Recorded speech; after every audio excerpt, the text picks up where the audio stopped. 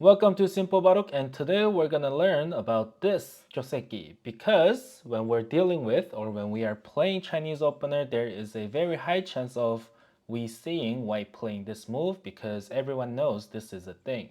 Let me show you what's the difference between this and the normal Joseki we usually see, which is this one. If white plays this Chinese opener is all about growing, right? Which means black at some point is going to play something like this to get some stones outside to either attack or grow. Even if white plays a fourth line move to restrict black's growth outside, but this kind of invasion can get really annoying. Although white could play this kind of pincer, but what are you going to do when black plays this? If white gets passive, then black is gonna just live over here. That's very sad.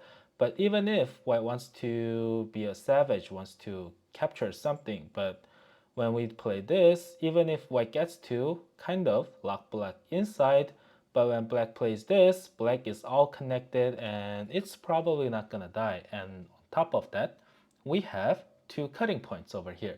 So to prevent that kind of problems, white is going to poke first and then play this one.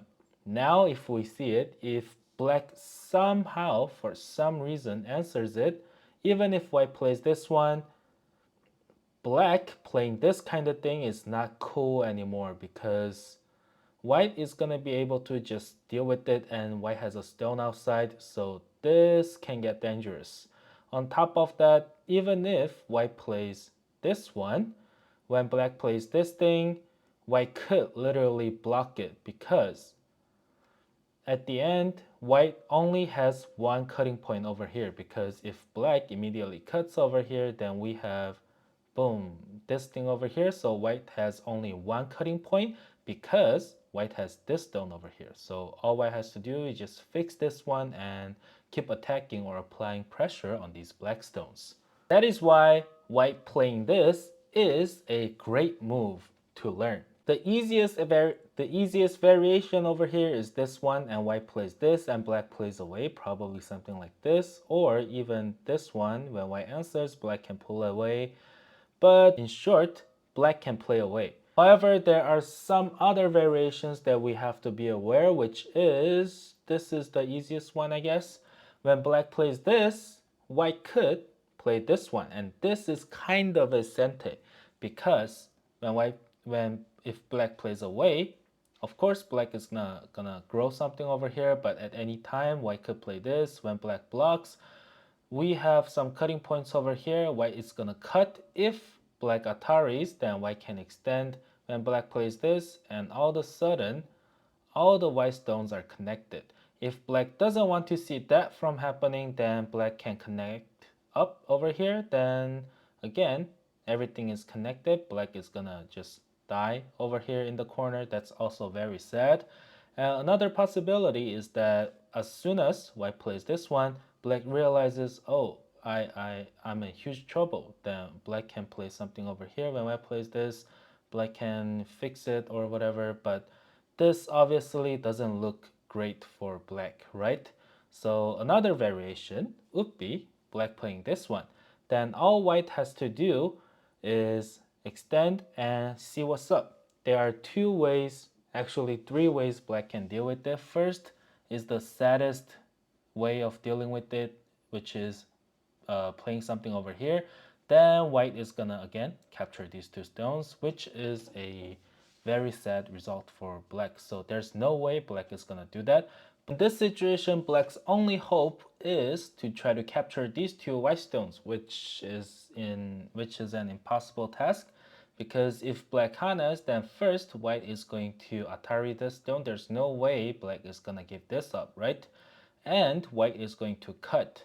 Then if black plays this atari, white pulls out. Again, liberty is too short. If black plays anything else, something like this, then everything is gonna get connected up. Then if black plays this one, all white has to do is just atari and this stone, these stones are going to die. So that is obviously not a good result for black. Then what we have here, which is this one. if black plays this one, then white is going to Atari from here, and boom, and everything got connected. Black is going to throw the game. It's a really good time to resign over here, because even if black gets to play this one, the corner is dead. It is a terrible result for black. Which means when white plays this small knights, black has to play something over here to prevent this nasty push and cut. So if black plays this one, doesn't it seem too slow? So how about this one? This, very solid, but still too slow. Then how about this one space jump? Then all white has to do is just push, block, and this is a center, right? So black has to pull back, and now white can play away or try to grow something over here. When white plays this poke, this B and this thing is kind of similar. Whichever black plays, white is going to just make a small knight. When black answers one way or another, white is going to make some exchanges and pull back to grow white's own thing on this area. When white pokes, what if black pushes? This is something that we could see in Q games a lot, because when I play on my Smurf accounts, like lower down accounts on Fox, I see this really often, and the follow-ups are usually like this. If you don't want to have any headaches, then you can simply pull this out. Black has to connect, right? Then from here, you can Atari when black comes out, then you extend. From here, you're gonna have some fights, but this fight is gonna be pretty easy fight for white. When black cuts over here, if you wanna be a spicy person, then you can first push.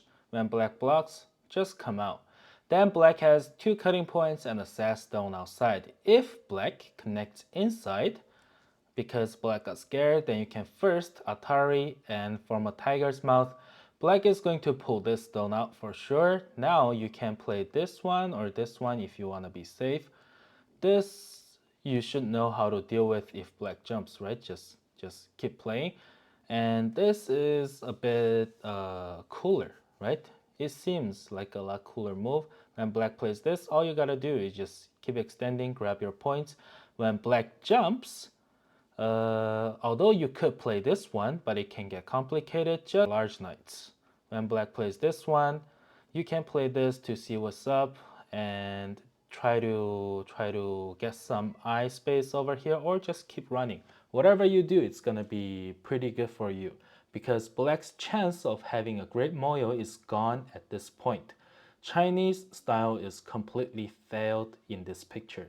In this situation, what if black plays this one? Then all white gotta do is this just keep extending, make sure this thing doesn't die. And black is of course gonna play this one. Then all you gotta do is small knights in, because we got a nasty cutting point over here. Black is gonna answer you and play a 2-space extension just to be alive. And when black jumps, you jump out. And this is not gonna be a difficult fight for white, because white has only one thing to worry about. On top of that, black, this group is not alive, so this is a very fair fight. But on the other side, black's hope of a growing a huge moyo is gone again. So another common thing in this situation is black can sometimes kick over here, because this Q player probably doesn't know what he's doing, or this sounds cool, or this person might have seen it in a professional game, but usually it's not a very good thing for black. So when black plays this one, since this area is still open, you can poke. When black blocks, there are two ways to go about it, but the easier one is just play this. When black secures something over here, you just small knights out, and this way you're growing something over here, but also restricting black's growth outside. In this situation, just for fun, let me show you a cool thing. Park Jung-hwan played it once in his game, which is this cut. When black plays this one, white extend, and does all these exchanges and plays this to get a really nice influence outside. But this is pretty difficult to handle as amateur players, so I would suggest you to just play this one, and when black secures something, maybe this, you play this one. And later on, you do something else, and later on you can play 3-3. Then usually black has this option and this option, but in this case there's no way black gonna play this one, right? Because we got a cut over here. So black has no choice but to play this safe move, and all you gotta do is just take away some points on the corner. Pretty nice result for white. In this situation, if black plays over here, then again, all you gotta do is just small knights out, and later on you got some nasty moves over here. So this is pretty good for white too. Now we have one last thing left, which is this variation. When black plays this Chinese opener, then this person is probably thinking, I want to grow something outside. Then that kind of mindset would allow black to play something like this. Then all you gotta do is take away the corner. If black plays this one, all you gotta do is just secure everything. This way you're having a lot of fun. And if you look at this is almost like when white plays this one, black plays this, and white goes into the corner, and for some reason black plays this. Although we have this exchange, but you can still consider it as this picture. And if you look at it, this is definitely not good for black. When white goes into the corner, there's also a chance of black blocking this side. Then all you gotta do is push when black blocks, then cut. This result is gonna be pretty good for white. Before we get into the variations, I gotta just mention, if black plays this, all you gotta do is just keep pushing. Black is gonna get locked inside. Black's potential is very garbage. This is a really good result for white. Let's come back to this picture. In this case, if black still wants to keep the corner, then black needs to tighten the liberty up of these two white stones and connect up. And now white is going to first Atari. When black connects, white is going to extend over here. This white is going to try to abandon these white stones to get some influence outside, really thick influence outside. Now if black plays this one, then white is going to play this, and it can get nasty because we're gonna get things like this. Black is gonna have a lot of headache, so black has no choice but to play this one.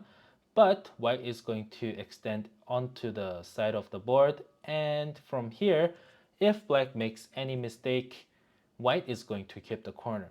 Let's say black plays this Atari, then we play this. When black captures it, all white has to do is play this one, and the corner is now white's corner. Let's take a look at this one. When we play all these, first of all, if black tightens the liberty up from this side, impossible. How about this one? Still no. Which means if black Atari is over here, then white is going to keep the corner. Black should resign the game from here. So in this case, black should play, instead of this Atari, this one. And now white is gonna play something like this. Even if black plays these kind of moves to get some extra liberties, it's okay. White can give away these points. This is not big. Let's take a look at what's gonna happen. From here, and black cannot come inside, so black gotta play this one. That is an Atari. Black needs to take it, and now white has the Sente. White could play literally anything over here, and that is bigger than whatever black got over here. So this result is still pretty good for white, although white got some death stones over here. Alright, that's it for this video. When you're playing this poke, be sure to know at least A, B, C, D, E, F, these variations. Otherwise, you are probably gonna not be able to play it because you may get scared. On top of that, if you know how to play these variations, I have only shown you the easier ones, and all you gotta do is memorize these easier variations.